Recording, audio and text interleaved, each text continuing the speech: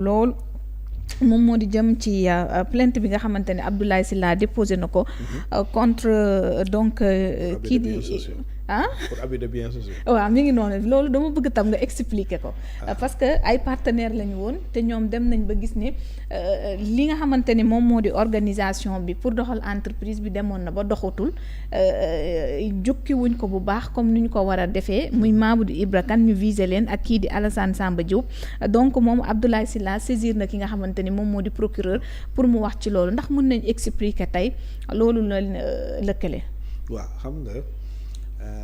Ce que l'on appelle un partenariat en affaires la donc c'est des actionnaires yu booloo woon pour dugg ci benn activité d'entreprise pour une bonne fois bu fekkee ni créé na ay fruits ñu bokk ko bu demee ba nga xam si ni aussi tamit respecteetul les conditions nécessaires yi nga xam si ni tey moom la ñu war a defee activité bi ñu supporter doon ñoom ñëpp perte yi loolu la ñu tuddee l'affectio societatis. D'accord. mooy quand les gens s'associent en affaires. C'est pour bokk fruits yi maanaam njariñ bi mais aussi supporter ton ensemble perte yi. mais dans le cas d'espèce bon je n'ai pas le dossier mais li ma ci jot a lire. ci presse pourquoi moom mu mën leen topp pour abus de biens sociaux abus de biens sociaux ñi ngi koy mën a topp ay dirigeants d'entreprise. bu fekkee ne dirigeants yi. dañoo utiliser les ressources de l'entreprise à des fins yi nga xam ne si nii nekkul dans l'intérêt de l'entreprise. d'accord ci leen ci loolu lañ mën a toppee tey ñi mu porte plainte. un des actionnaires bi nga xam si ni am na intérêt ak qualité à agir. d'accord mën na leen a topp moom la ñuy tuddee abus de biens sociaux il a abusé. des biens yi nga xam si ni mettre nañ ko à la disposition de la société. mu détourner ko wala ñu utiliser ko à d'autres fins ba nga xam si ni entreprise bi looloo tax mënul décoller. donc ni ma gisee affaire mooy gisoon naa ni moom. en personne jotoon na leen injecter de l'argent ce que l'on appelle quand on injecte de l'argent par compte courant associé. c'est-à-dire que quand un des actionnaires par exemple renfloue les caisses moom mën na jël xaalis mu prêter ko entreprise bi. donc bu entreprise bi doxee aussi mën na ko rembourser loolu bokkul ak li nga xam si ni moom lay gagner bu entreprise bi defee ay bénéfices. ci ay dividendes. donc loolu gis naa ni abus de biens sociaux nag c'est un délit pénal. délit pénal la. waaw donc lan la ñuy gën a mën a risque tey bu fekkee am nañ ci preuve parce que ñu ngi dégg Alassane Samba Diop moom di ne na indi preuve yi su fekkee li muy avancé parce que dafa am principe bu sacro-saint en droit. bu ñuy wax ni nit ki nga xam ne si ni moom mooy topp nit ki. dafa war a andi preuve yi wane ni li mu koy toppee loolu lu wér la donc la charge de la preuve incombe toujours au demandeur mais attention. nee nañ tamit ki nga xam ne si ni moom nit ki nga xam si ni dafa jàpp ni il se prétend libéré. dafa war a andi preuve yi wane ni amul benn lien bu koy lié ak obligation bi donc c'est deux choses yoo xam ne si ne ñu war a boole la donc taxaw rek daan ni moom na andi preuve yi. certes nekkul défense bu solide. dafa léger comme défense mais de la même manière aussi tamit moom dafa dañoo war a produire ay éléments yu wane ni kat. les fonds dégagés. L'argent injecté, l'argent investi a été utilisé comme ressource et utilisé dans l'intérêt de l'activité sociale de l'entreprise. bu fekkee ni loolu am na je pense que mënatuñoo caractériser abus foo ko dégg moom mooy utilisation inappropriée. foo dégg abus rek moom mooy utiliser nañu benn mbir ci loo xam ne si ni tey du loolu mooy jëmuwaayam waaye du wala du noonu lañ ko mën a utiliser. donc ñu ngi dégluwaat di xool affaire bi. waaw parce que maa ngi gis donc ñu ne malgré la perte de plus de la moitié du capital social et des infractions prévues par l'article 111 évoqué nañ ko de l'acte uniforme sur le droit comptable. Et pour ne pas avoir dressé l'inventaire et établi les états financiers annuels et enfin la banqueroute prévu par l'article 228 alinéa 4 213 alinéa 5 pour ne pas avoir tenu la comptabilité. loolu moom en fait bu fekkee ni noonu la amee. parce que c'est non seulement une faute de gestion. benn ba pare c'est une faute dans le cadre de l'administration générale de l'activité sociale de l'entreprise.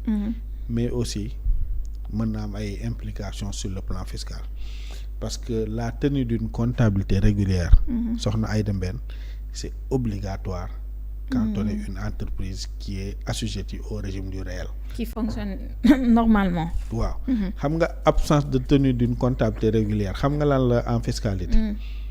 Par exercice dañ lay jox PV de carence de 5 millions. C'est-à-dire que bu ñu xoolee ni yow amoo bilan amoo état financier en 2021 bu ñëwee dañ lay jox PV 5 millions. 2022 PV de carence 5 millions. 2023 PV de carence 5 millions muy 15 millions et par exercice. loolu moom mooy absence de comptabilité. D'accord. beneen bi mooy comme ni mu ko waxee. parce que normalement seen société bi c'est une société anonyme. donc boo xoolee acte uniforme portant droit commercial général ak des groupements d'intérêt économique. Il y a un certain nombre d'obligations yoo xam si ni dañ ko exiger li nga xam ne si nii moom mooy entreprise dans le cadre de sa gestion.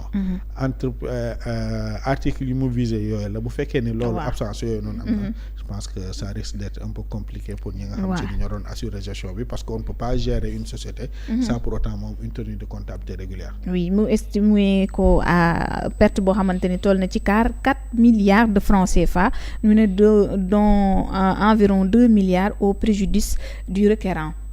ci loolu la ñu daal di jukki ci mi ngi leen di pointer du doigt également ci opération nébuleuse bi mu wax ni donc journalistes yi dañ koo def mu constitué wu ci ñuy am compte courant boo xamante ni def nañ ci 800 millions donc au profit de un média rédacteur dont ils sont propriétaires avec donc Boubacar Diallo bi mu nommé ak Mamadou Ibra Kane suñu sukkandikoo suñu confrère de donc Source A. moo tax xam naa ne loolu mooy justifier nu mu tudd li ñuy tuddee ñoom abus de biens sociaux j'ai comme l'impression que xam nga entreprise boo gis day am compte courant boo xam ne si nii tey day am compte boo xam ne si nii moom la entreprise di utiliser si foofu la ñuy retracer ay fonds les entrées comme les sorties mais comme ni mu après ni ko journal bi précisé c'est comme si dafa amoon beneen sous compte bu amoon. waaw boo xam ne si ni ñi nga lim noonu ñoom ñoo ko moomoon. loolu la wax donc mu am ay mouvement yu fa am apparemment mu am beneen comptabilité bu bokk la comptabilité générale entreprise bi.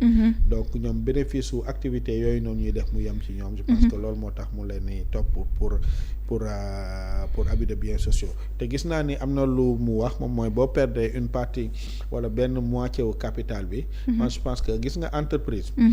dañ ko façonné comme ni yaramu nit mel. D'accord. am na lu ñuy tuddee le droit des entreprises en difficulté. gis nga nit da ngay juddu. da ngay am kayitu juddu. nit boo juddoo xam nga da ngay am acte de naissance. Exactement. entreprise bu juddoo day am registre de commerce. loolu mooy acte de naissance am. nit day am patrimoine entreprise day am patrimoine. foo gis entreprise moo tax en droit dañ naan la c'est une fiction juridique. D'accord. qui consiste à considérer une organisation comme une personne à part entière bu am ay droits. comme ay obligations c'est-à-dire que dañ koy considérer comme nit. yow di nga mën a am sa oto noonu la entreprise mën a amee oto. entreprise mën na jënd kër comme yow ni nga mën a jëndee kër. ni ngay feebare noonu la entreprise di feebare. moo tax ñuy woowee entreprise en difficulté. parce que entreprise mën na feebar boo xam si ni du jar. ñu koy hospitaliser. moom la ñu tuddee le règlement préventif. oui d'accord. dañuy jël entreprise bi peut-être mi ngi am difficulté de paiement mais nekkagul en état de cessation de paiement.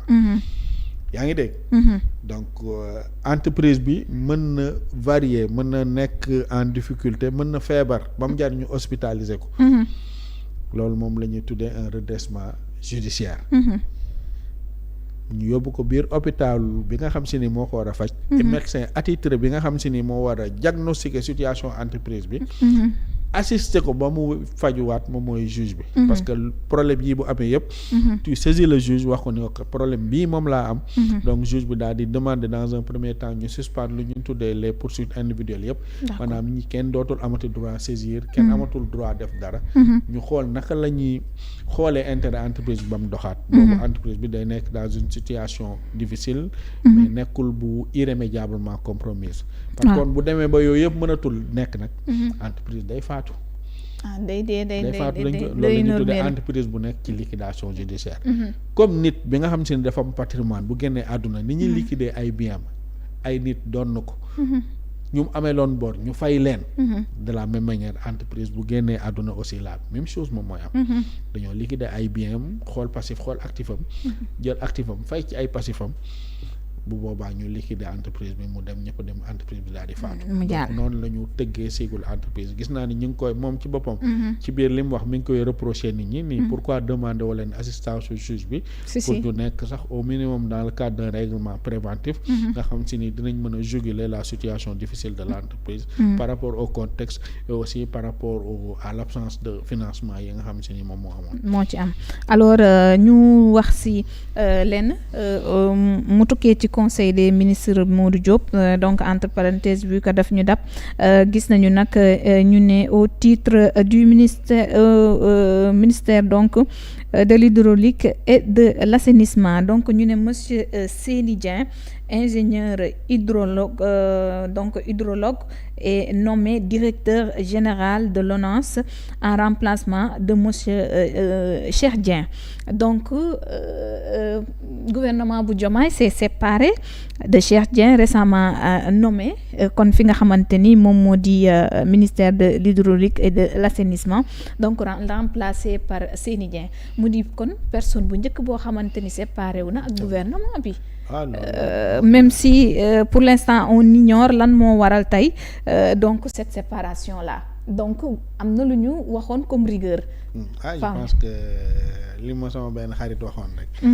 ni ma dina am ñoo xam si ni dinañ ñëw ba ci Sonko ñu ne ko grand mënatuñoo topp rythme bi. lii lépp nag day wane une chose. que ce gouvernement là a été constitué. Ce gouvernement-là a été créé pour uniquement rendre service au peuple sénégalais dans la rapidité et dans l'efficacité. Je pense que waa ji defagul 3 mois ci postam. Defagul fa 3 mois. Je pense que xam naa ni évaluer nañ ko résultat yi ñu doon xaar ci moom yegg ko mooy il a été changé tout bonnement. te direction bu LONASE gis nañu direction bu stratégique. waaw bu stratégique la woon. donc loolu lépp dafa am lu muy wane ni donc ñoom li ñu waxoon rek Ousmane Sonko je pense que waxoon na ko ci dernier meeting bi. ñëwuñu fii pour faire un cadeau à qui que ce soit. donc ñoom dañ leen a yónni yàkkamti leen. gannaaw dañ leen a yónni yàkkamti leen donc ñoom amuñu lu ñuy xaar ci li ñu war a def. donc mesure bu mu jaar ñu jël ko dans l'intérêt des Sénégalais ils le feront. intransigeance bi ñu doon wax kon gis nañ ni yamul kese ci lii nga xamante ni mooy. Soxna Aïda lii moo tardeel Sénégal. xam nga Sénégal ñaar yi moo tax demul. xam nga ñaar yan la. tappale. dans un premier temps.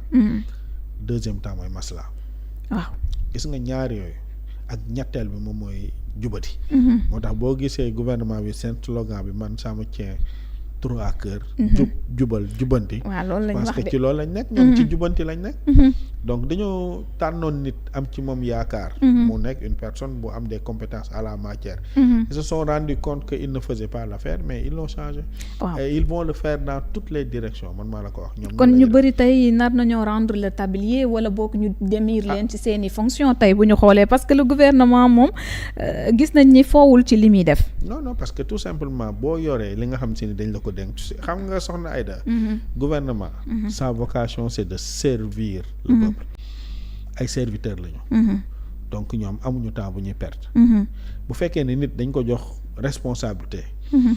jox ko ak lépp lu mu war a àndal pour mu def ay résultats. bu ko mënta def dafa bari ay Sénégalais yu mën a occuper poste boobu. mais on le pousse on le dégage ñu andi kenn koo xam se ni war na ko mën a def. waaw laataa ñuy ñëw donc si point boo xamante ni soxal nañu Modou Diop xam naa nga xoolal ma rek image gouvernement bi ma baaxee leen conseil des ministres ci li nga xamante ni moom moo di donc nomination yu bees yi nga xamante ni moom moo amee tey ca conseil des ministres au titre des mesures individuelles le président de la République a pris les décisions suivantes donc au titre du ministère de l'Intérieur et de la Sécurité publique. Monsieur Modou Diagne, contrôleur général de police, donc est nommé secrétaire permanent du comité interministériel de lutte contre la migration irrégulière en remplacement de monsieur Mamadou Bokar Ly, admis à faire valoir ses droits à une pension de retraite. Donc monsieur Ibrahima Dieng, commissaire de police principal, matricule donc de solde 06 834 C, précédemment commissaire central de Tambacounda, est nommé directeur de l'autonomisation des fichiers en remplacement à monsieur Fias Bruno Léopold Badiane, commissaire de police divisionnaire, admis à faire valoir ses droits à une pension de retraite. Donc monsieur Daouda Gadiaga, commissaire de police divisionnaire de classe exceptionnelle, matricule de solde 606 829 C, précédemment en détachement à Interpol, est nommé directeur des ressources humaines, poste vacant. ñu dem ci yeneen tamit bokk ci ay nomination yoo xamante ne am na, moom moo di monsieur Ibrahima Dieng, commissaire de police principal, matricule de solde 606. donc kon liir naa ko. Donc ñu dem ci Daouda Gadiaga, commissaire de police divisionnaire de classe exceptionnelle, donc moom tamit précédemment en détachement à Interpol, est nommé directeur des ressources humaines, poste vacant. Monsieur Mamadou Lamine Dieng, commissaire de police divisionnaire